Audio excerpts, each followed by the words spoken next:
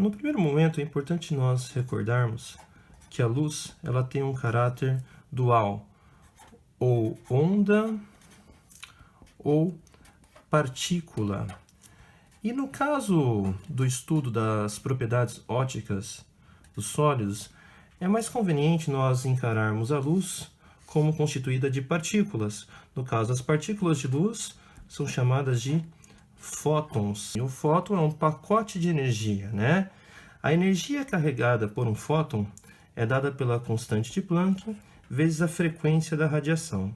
Se nós pensarmos que a velocidade da luz é dada pelo comprimento de onda vezes a frequência, né? Nós podemos reescrever a energia do fóton como sendo E igual a hc sobre lambda.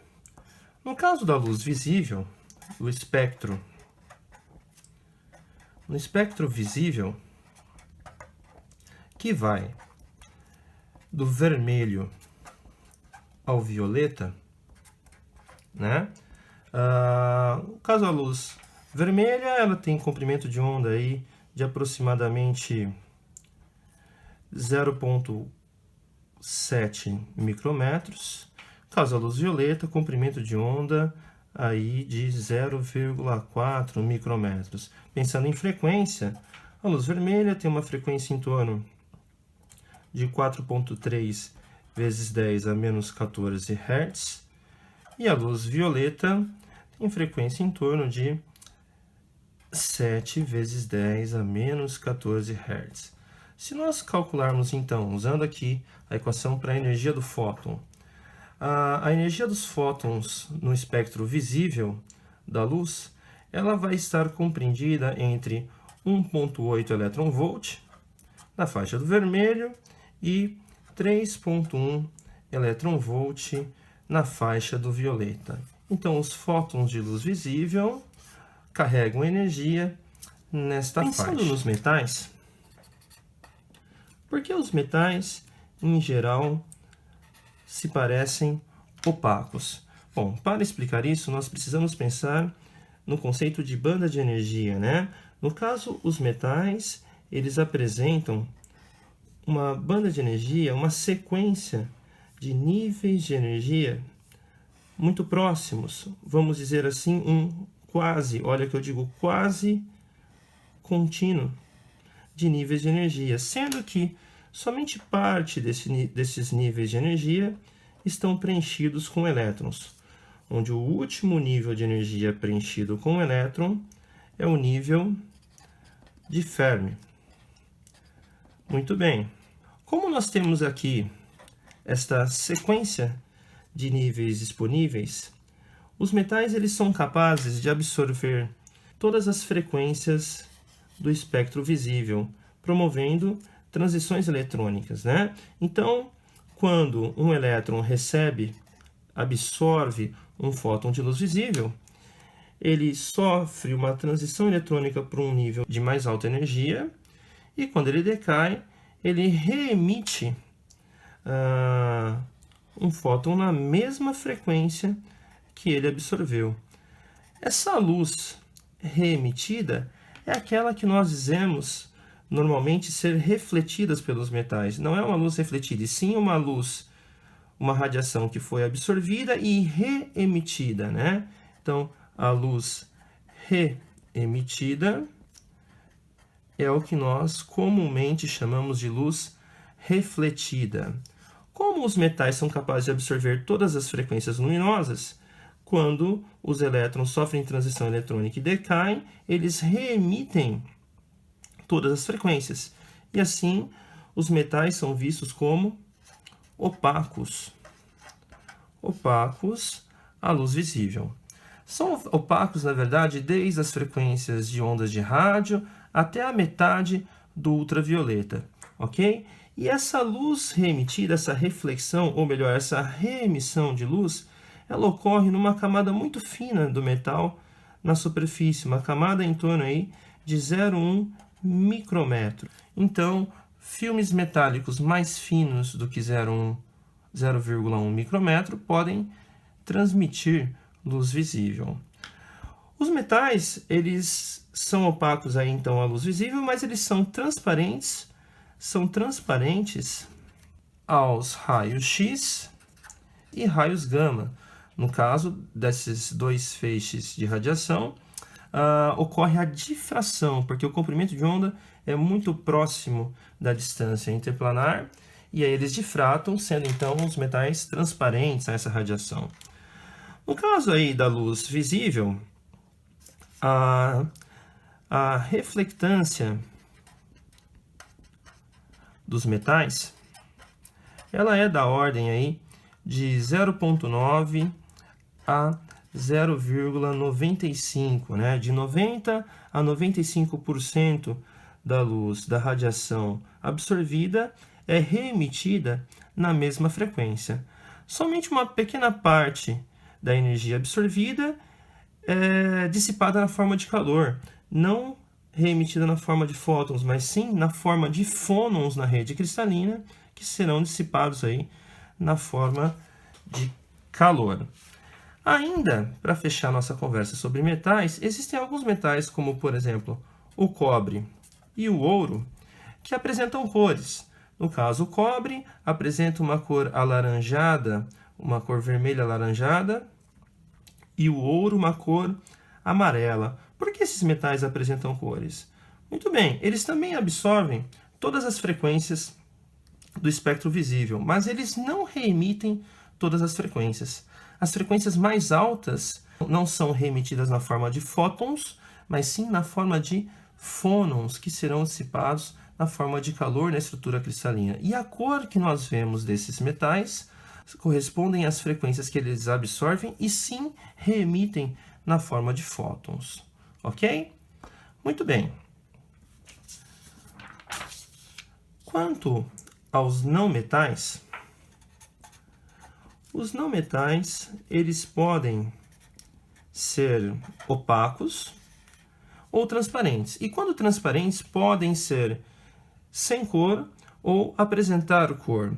Mas por que isso ocorre? Isso também decorre devido à estrutura de bandas de energia. No caso, os não metais, eles possuem uma banda de valência completamente preenchida por elétrons. E essa banda de valência, ela é separada da banda de condução por um gap de energia. Na banda de condução, nós temos aqui níveis de energia disponíveis. No entanto, a banda de condução está separada da banda de valência por um gap de energia. Para que um elétron absorva radiação e sofra uma transição para a banda de condução, é necessário que a energia do fóton seja superior à energia do gap.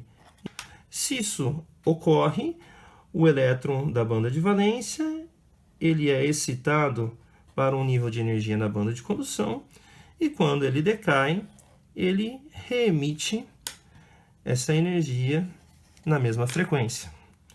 Muito bem.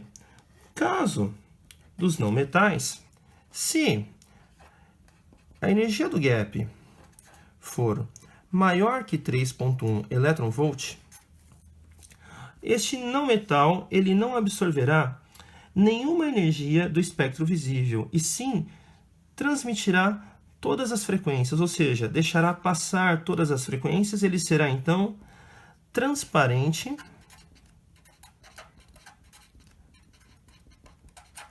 e sem cor.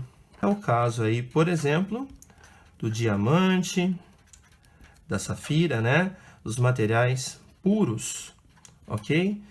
Lembre-se que a energia do fóton no espectro visível, ela está compreendida entre 1,8 elétron-volt e 3,1 elétron-volt. Então, se a energia do gap é maior que 3,1 elétron-volt, nenhuma radiação é absorvida, todas são transmitidas. Ele é transparente sem cor. Se a energia do gap for menor que 1,8 elétron-volt, Bom, então, todos os fótons do espectro visível têm energia suficiente para provocar transições eletrônicas. Então, todas as frequências do espectro visível são absorvidas e, então, reemitidas pelo não metal. Assim, ele será opaco à luz visível, né? Então, é o caso, por exemplo, do silício ou, por exemplo, do arseneto de galho, né? Que eles absorvem todas as frequências e reemitem todas as frequências, sendo, portanto, opacos à luz visível. Agora, se a energia do gap estiver entre 1,8 elétron-volt e 3,1 elétron-volt, né, que é a faixa do espectro visível, esse material, esse não metal, será capaz de absorver determinadas frequências, absorverá as frequências mais altas e deixará passar, transmitirá as frequências abaixo daquela correspondente à energia do gap.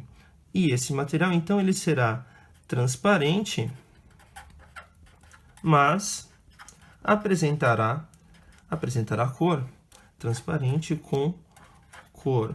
No caso, a cor vista nesse tipo de não metal corresponde aí a uma combinação das cores que o material transmite com aquelas que ele reemite.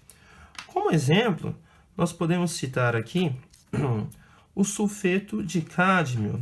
No caso, o sulfeto de cádmio, ele apresenta uma energia de gap de 2,4 elétron-volt. Então, ele absorve frequências com fótons de energia superior a 2,4 elétron-volts, mas transmite as frequências com fótons de energia inferior a 2,4 elétron-volts. Então, ele apresentará uma coloração amarelo-alaranjada, referente principalmente às frequências que ele deixa passar, as frequências mais baixas do espectro, ok? Há ainda a possibilidade que ocorre aí, por exemplo, com cerâmicas isolantes, de o material ser transparente e sem cor ao espectro visível, e quando você adiciona impurezas nesse material, ele passa a apresentar cor. O que acontece? O que acontece é que você tem a estrutura de bandas, banda de valência e banda de condução, e quando você adiciona uma impureza ao material, essa impureza permitirá aí a existência de um nível de energia intermediário na faixa do gap.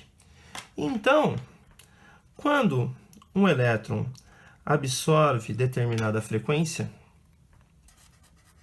vamos dizer aí uma frequência F, fóton de energia HF, esse elétron sofre uma excitação para a banda de condução, e quando ele retorna, ele pode retornar ao nível de origem, reemitindo a mesma frequência absorvida. Ou ele pode decair em 2 passos, emitindo assim 2 fótons com frequências diferentes daquela absorvida, ou, por exemplo, emitindo um fóton numa certa frequência e um fônon que se dissipará na rede cristalina na forma de calor. Este é o caso aí que acontece, por exemplo, com a safira. A safira, ela é transparente e sem cor à luz visível, um material puro. Mas quando, por exemplo, adicionamos de 0,5% a 2% de óxido de cromo à safira, ela passa a ter cor. Nós produzimos aí o rubi, né? Porque o cromo, ele adiciona aí ao material um nível de energia intermediário no gap, e nós passamos a ter um material transparente que apresenta cor. Se nós observamos o gráfico aqui da transmitância da safira, ela apresenta uma transmitância e, portanto, também uma absorção constante para todos os comprimentos de onda do espectro visível. Quando nós adicionamos o óxido de cromo, devido ao nível de energia intermediário ao gap associado à impureza, nós passamos a ter picos de absorção e, portanto, de redução da transmitância na faixa do violeta e do azul e na faixa do verde, amarelo e laranja. Portanto, a coloração que nós vemos do rubi será uma combinação aí das frequências que são reemitidas e das frequências transmitidas pelo material. E no caso, ele se apresentará com uma cor vermelho brilhante, uma cor vermelho profunda, ok? Então é isso, pessoal. Fica aqui a nossa explicação sobre o porquê os metais em geral são opacos, podendo alguns deles apresentar cor, e os não metais são transparentes ou opacos, sendo transparentes, podem apresentar cor ou não. Obrigado e até a próxima.